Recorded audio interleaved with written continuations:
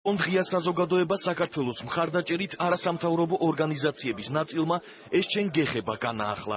კამპანიას ახალი მიზნები აქვს. უკანონო მოსმენებისა და მიყურადების წინააღმდეგ მოქმედება.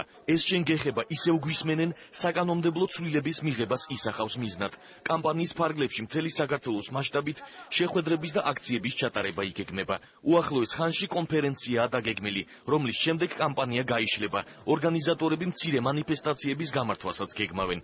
Paralelურად არასამთავრობო ორგანიზაციების წარმომადგენლები საკომიტეტო მოსმენებში აქტიურად ჩაერთვებიან.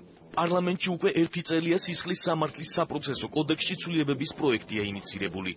კანონპროექტი სამართალ დარღვევებისთვის გამოძიების მაღალი სტანდარტების დაწესებას ითვალისწინებს. პროექტის ავტორი ეს ჩვენ გეხებას რამდენიმე მონაწილეა.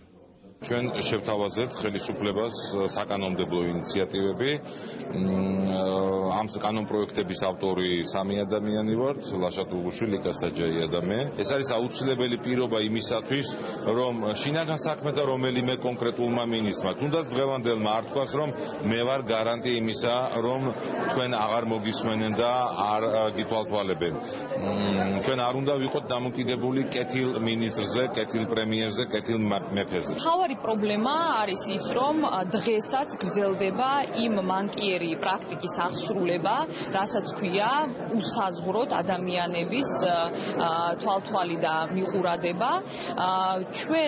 ჩვენი ინფორმაციით დღეის მდგომარეობით იმ ტექნიკური საშუალებებით, რომელიც გააჩნია შინაგან საქმეთა სამინისტროს, მათ შეუძლიათ ერთდროულად მოусმინონ დაახლოებით 21,000 ადამიანს. დაპირების მიუხედავად სამართალდამცავ ორგანოებს კავშირგაბმულობის ოპერატორთა მონაცემებთან და მოქალაქეთა შორის ყველა სახის კომუნიკაციასთან წვდომა კვლავ აქვთ. მობილურ ოპერატორებთან განთავსებული ეგრეთ წოდებული შავი ყუთების მეშვეობით სამართალდამცავ უწყებებს ერთდროულად რამდენიმე 1000 ადამიანის მოსმენა შეუძლიათ. ამასთან შინაგან საქმეთა სამინისტროს მოქალაქეთა ადგილსამყოფელის დადგენის, შეტყობინებების წაკითხვისა და პირადი ელექტრონული მიმოწერის გაცნობის საშუალებაც აქვთ. წლების მანძილზე საქართველოში არსებობდა ყოველად სამარცხვინო პრაქტიკა ძალიან დიდი ოდენობით ჩანაწერების გაკეთებისა, მაგრამ რადგანაც არ შეცვლილა კანონმდებლობა და არ არის ჯერ კიდევ კანონმდებლობაში გარანტიები იმისა, რომ უკონტროლოთ ამდაგვარი ჩანაწერები არ გახორციელებოს, სწორედ ამიტომ მიგვაჩნია საჭიროდ ამდაგვარი კამპანიის დაწყება. პარლამენტში ინიცირებული კანონპროექტი სამართალდამცავი ორგანოების მიერ მოქალაქეების პირადი ინფორმაციის თვითნებურად და დაუსაბუთებლად მოპოვების შესაძლებლობას გამორიცხავს. თვალთვალი და მიყურადება მხოლოდ იმ შემთხვევაში იქნება შესაძლებელი, თუ კონკრეტულ შემთხვევაში მძიმე და განსაკუთრებით მძიმე დანაშაული გამოიკვეთება. ეს ჩვენ გეხებას კიდევ ერთი მიზანი ფარული მიყურადებისა და თვალთვალის ხანგრძლივობის ლიმიტის დაწესებაა. ყველა ტიპის დანაშაულზე არ უნდა ხდებოდეს მოსმენები, მაგალითად დღეს სისხლის სამართლის კოდექსი ითვალისწინებს დანაშაულს უბუჩქნარის გაჩერება და ამ ტიპის დანაშაულზე შესაძლებელია მოსმენის განხორციელება. სტანდარტი არის ის, რომ მძიმე და განსაკუთრებით მძიმე დანაშაულზე უნდა ხდებოდეს ეს. სასამართლოს კონტროლის მექანიზმი უკეთესად უნდა დადგინდეს, ვიდრე დღეს მოქმედი კანონმდებლობა.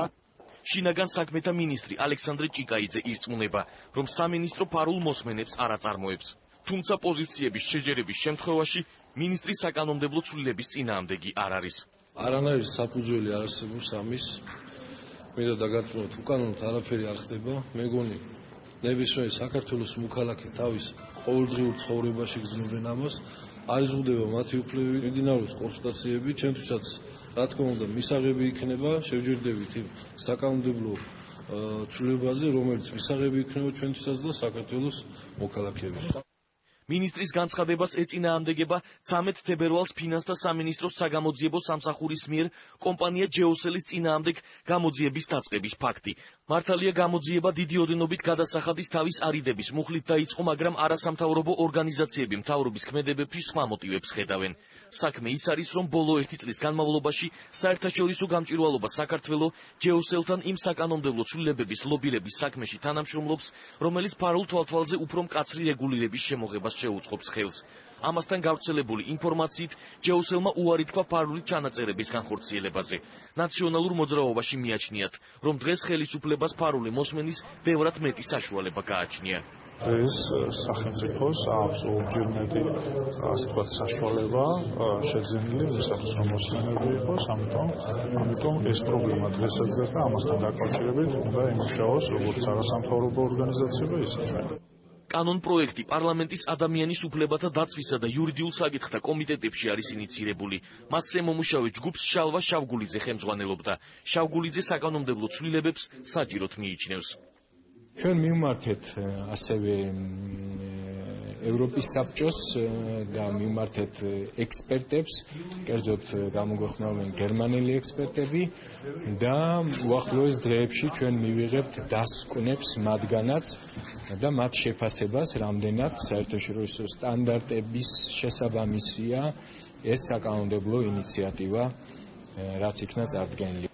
შინაგან საქმეთა სამინისტრომ პირველ ეტაპზე პირადი ცხოვრების ამსახველი 180-ზე მეტი საათის ხანგრძლივობის მასალა 2013 წლის 5 სექტემბერს უკანონო მიყურადებისა და ფარული ჩანაწერების საკითხებზე მომუშავე დროებითი კომისიის გადაწყვეტილებით გაანადგურა.